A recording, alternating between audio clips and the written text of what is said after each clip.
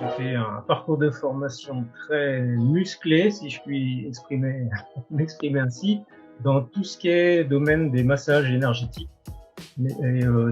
Par exemple, réflexologie, shiatsu, massage Tuina chinois et massage ayurvédique et ayurveda et médecine chinoise. Les pratiques, là, je les ai mises en musique dans un premier temps. Je me suis dit, il faut que je fasse quelque chose. Premier objectif, c'était de créer un lieu pour accueillir des personnes, un lieu où les personnes se sentent bien. Et dans un premier temps, j'ai fait construire une annexe à mon domicile avec une entrée indépendante pour justement les recevoir. Ça, c'était une première étape. J'ai fait ça en parallèle de mon activité professionnelle. Je travaillais dans une grande société privée dans le domaine de la défense.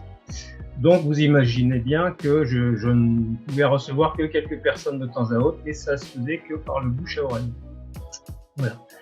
Ce n'est que beaucoup plus tard, en fait, le double déclic, j'ai envie de dire, ça a été la transition retraite vers la retraite. Et puis, ça a été la rencontre avec l'école 5-3, puisque c'était une de mes formations complémentaires, qui était orientée sur la nutrition. Chose que je voulais proposer aussi également à mes clients. Donc voilà, c'est un double déclic plutôt qu'un déclic tout seul. Pour me faire connaître, j'ai appliqué ce que j'ai appris dans le bloc 3, c'est-à-dire je me suis inscrit sur plusieurs annuaires, j'ai créé moi-même mon site internet, j'ai trouvé un partenaire puisque j'ai un fils qui est dans le domaine du graphiste avec qui on a travaillé pour l'aspect visuel, les cartes de visite et les flyers. Enfin, les gens me trouvent très facilement sur Google, de bouche à oreille.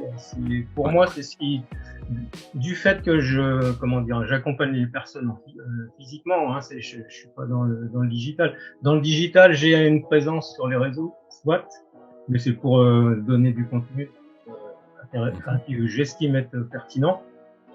Donc après, en présentiel, les gens me rencontrent facilement.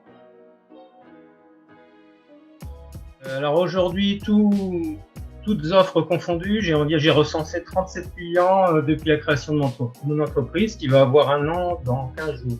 J'ai créé en 1er octobre officiellement 2022. Par rapport à ce que je faisais avant, je m'étais fixé un objectif d'une vingtaine de clients et bon, ça dépasse les limites. Initialement, c'est un complément de retraite et puis une passion, oui. Et c'est quelque chose que j'aurais pu faire il y a 15 ans. Tout en étant dans le milieu professionnel à l'époque, c'était un moment où il y avait peut-être des menaces au niveau pro, et bien j'aurais pu me lancer.